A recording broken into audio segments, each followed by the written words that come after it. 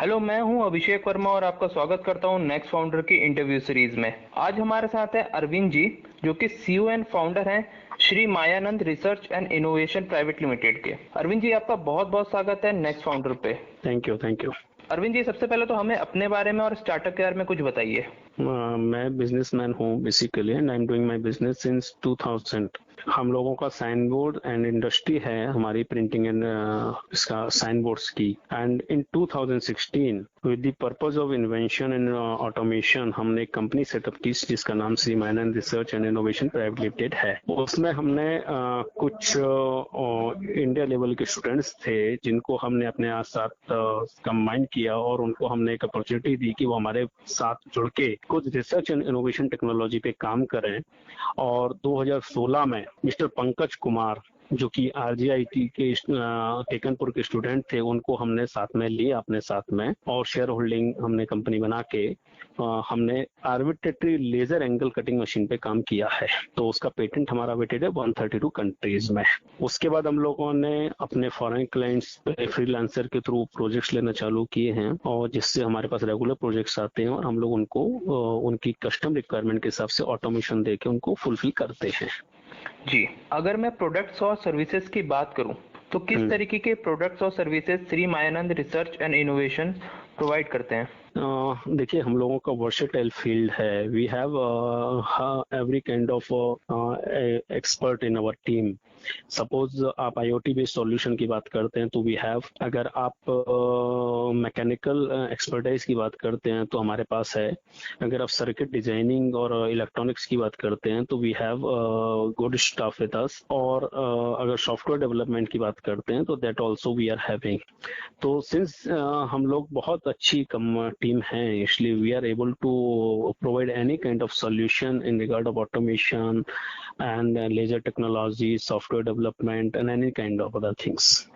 जी, आपने जो research and innovation की जो लैब सेटअप करी, जो आपने स्टार्टअप सेटअप किया, उसके पीछे आपका क्या मोटिवेशन और इंस्पिरेशन था?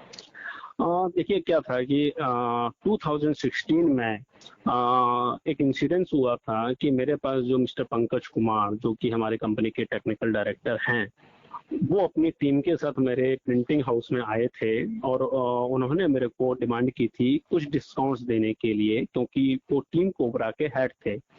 टीम कोबरा जो थी इंटरनेशनल रोबोकॉन 2016 में एक रोबोट्स बना रही थी जो कि जमीन पे पड़े हुए फ्लैग को उठाती है और पोल पे चढ़ के उसको होस्ट करती है। तो चूंकि वो बंदे उस पे काम कर रहे थे एंड हम मुझको लगा कि they are very innovative person, तो मैंने उनको मतलब मैंने उनको देखते हुए, टैलेंट देखते हुए, मैंने उनको पूरा प्रिंटिंग जितना भी उन्होंने काम करवाया सारा फ्री ऑफ कॉस्ट कर दिया। जब वो वहां से सक्सेसफुल लौटे तो उसके बाद मेरे दिमाग में ये था कि किसी जमाने में मैं खुद साइंस लेना चाहता था, मगर फाइनेंशियल पोजीशन हमारी अच्छी ना होने की वजह से मैं मजबूर रहा और मैं अपना साइंस में करियर नहीं बना पाया।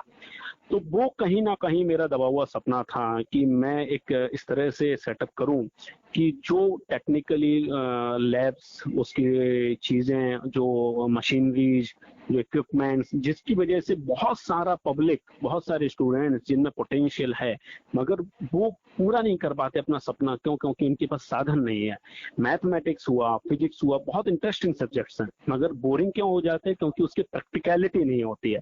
और मैं एजुकेशन के विरुद्ध नहीं हूं, मगर मैं इंडिया के एजुकेशन सिस्टम के विरुद्ध जरूर हूं और मुझे कभी भी वो सिस्टम अच्छा नहीं लगा पढ़ने का, पढ़ाने का। इसीलिए मेरे मन में था कि अगर इस तरह की हमने लैब बना ली तो हमारे आने वाले फ्यूचर में हमारे पास जो स्टूडेंट्स होंगे वो बहुत ही उम्दा क्वालिटी के होंगे और बहुत ही हाई ब्रेंड होंगे, क्योंकि उनको सारी चीज प्रैक्टिकल नॉलेज होगी। इस तरह से मैंने जब इसको बना, मेरे दिमाग में था कि रिसर्च इनोवेशन हम डालेंगे और जब हम फाइनेंशियल मॉडल बनाएंगे कि हम पे फाइनेंस आएगा तब ही लोग हमारी इस सिस्टम की इज्जत करेंगे। नहीं तो जब तक हम खुद को साबित नहीं करेंगे तब तक लोग हमारे सिद्धांतों को, हमारी सोच को मानेंगे नहीं। इसीलिए हम लोगों ने ये रिसर्च कंपनी बनाई और जिसमें हम लोग सक्सेसफुल हो रहे हैं। जी, जैसे कि आपका जो रिसर्च और इनोवेशन वर्क आप जो अपने स्टार्टअप के साथ कर रहे हैं, उस जर्नी के दौरान आपको किस तरीके के चैलेंजेस आए और आपने किस तरीके से उनका सोल्यूशन ढूंढ के उनको ओवरकम किया? देखिए, चैलेंजेस तो ऐसा है कि जब आप रिसर्च एंड डेवलपमेंट करते हैं तो उसमें बहुत सारे सबसे इम्पोर्टेंट चैलेंजेस आते हैं कि जब आप कोई बड़ी रिसर्च करते हैं तो बहुत सारा फंडिंग का रिक्वायरमेंट होता है, नंबर वन। नंबर दूसरी, जब आप रिसर्च वर्क करते हैं तो आपको मशीनरी, टूलिंग, बहुत सारी चीज़ों की रिक्वायरमेंट होता है।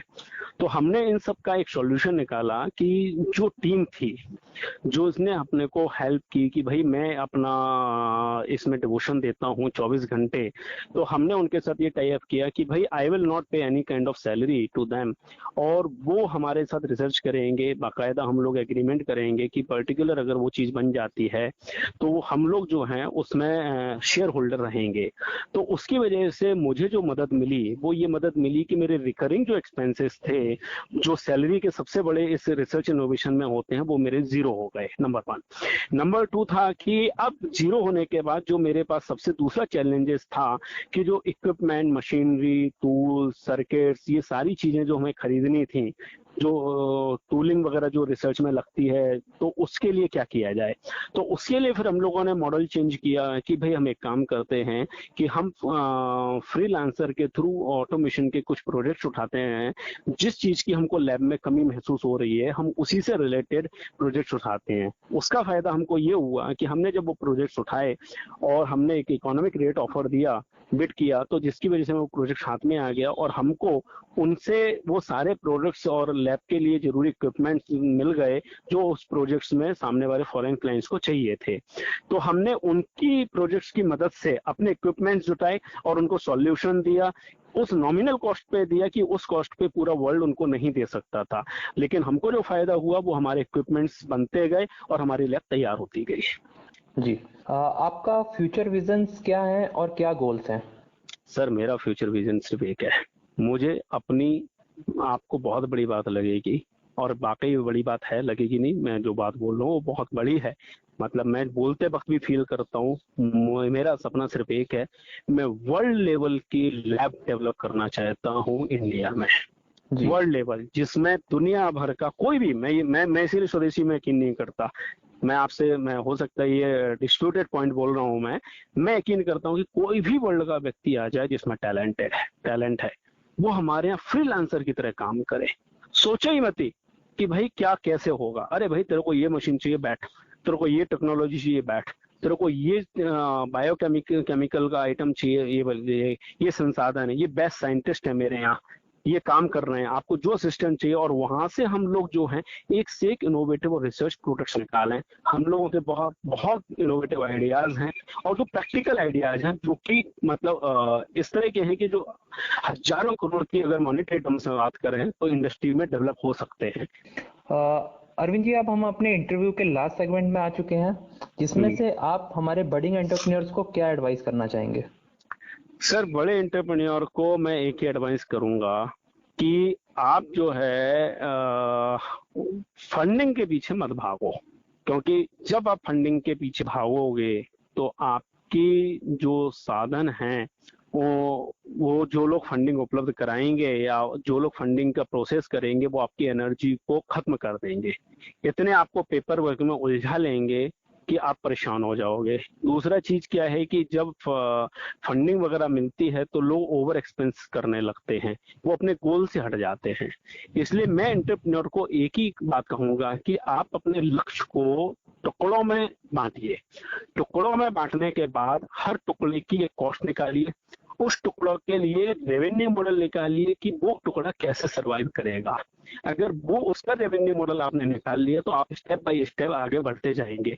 आज मेरा वर्ल्ड लेवल टेक्नोलॉजी डेवलप करने का है, लैब डेवलप करने का, अगर मैं पहले दिन उसके लिए काम करने लगता तो मेरा आप इंटरव्यू नहीं ले रहे होते और मैं फेल्योर की तरह आपके एग्जाम्पल सेट हो जाता। लेकिन मैंने अपनी जरूरतों को टुकड़ों में बांट के उसको सेल्फ सस्टेनेबल बनाया है और मैं आगे कर रहा हूँ। मैंने भी एक पैरेलल बिजनेस चालू किया हुआ है जिससे मैं सारी इनकम अपनी इसमें इन्वेस्ट कर रहा हूँ। उसी तरह मैं हर एक एंटरप्रेन्योर से ही बोलूंगा कि आप प्लान बी बना के चलिए, आप थोड़ी सी रेवेन्यू का भी ध्यान दीजिए कि हम इस तरीके से, अगर मान लीजिए आपको रेवेन्यू लग रही है, आप पार्ट टाइम नौकरी कर लीजिए, अपना खर्चा निकाल लीजिए और अपने जो पैशन है उस पर इन्वेस्ट कीजिए, आपका काम हो जाएगा, आप आगे बढ़ जाएंगे। जी। अरविंद जी, इंटरव्यू के लिए धन्यवाद और नेक्स्ट राउंडर की तरफ से आपको शुभकामनाएं। Thank you, thank you. इसी तरह स्टार्टअप इनसाइट्स के लिए बने रहिए नेक्स्ट फाउंडर के साथ। Please like, subscribe and share.